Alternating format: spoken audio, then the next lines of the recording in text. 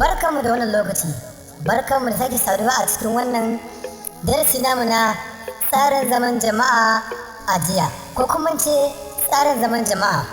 Duk na san mai sauraro zai ga cikin rudani tare da tambayar kansa cewa to ai tsarin zaman jama'a yadda suke ne gida-gida ko layi-layi ko kuma yadda suke a zaune ne. Tsarin zaman jama'a musamman na jiya ba haka yake ba. Ba wai yana nufin yadda mutane suke zaune layi-layi ko unguwa-unguwa ba ne.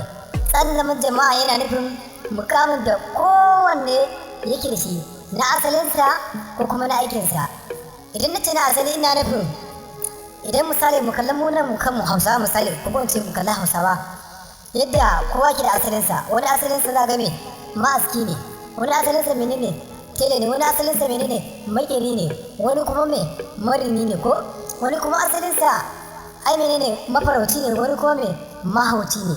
Aikinsa kuma wani irin aiki ke, shin manomi ne shi, shin ɗan kasuwa ne shi, mai unguwa ne shi, dagaci ne shi, mai kamun kifi ne, kuma dai da sauransu.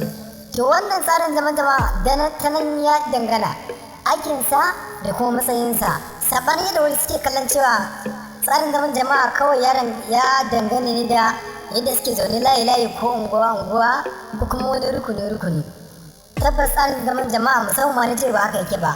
Na yau ne da ke abubuwa da suka lalace ya koma haka. Idan ka kalli jiya za ga rayuwa ta cikin sauƙi musamman yadda kowa yake kula da kowa ko kuma ce makoci san haƙin makoci. Sannan kuma idan ana zauna gari da kai ba za ka iya cewa mai wani lokacin ba za ka iya cewa wannan gidan wani ne ba wannan gidan wani ba.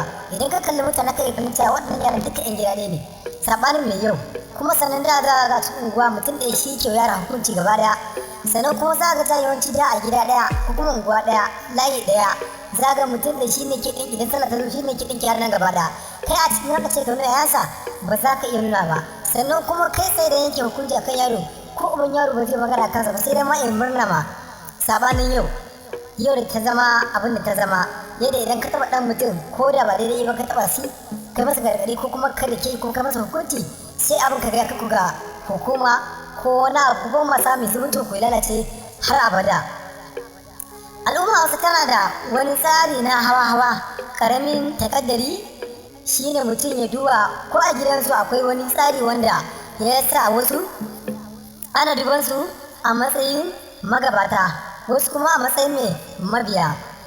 Muhimmin abu nan shine lura da cewa tsarin zaman Hausawa a jiya ya so ya bambanta da tsarin zaman Hausa a yau.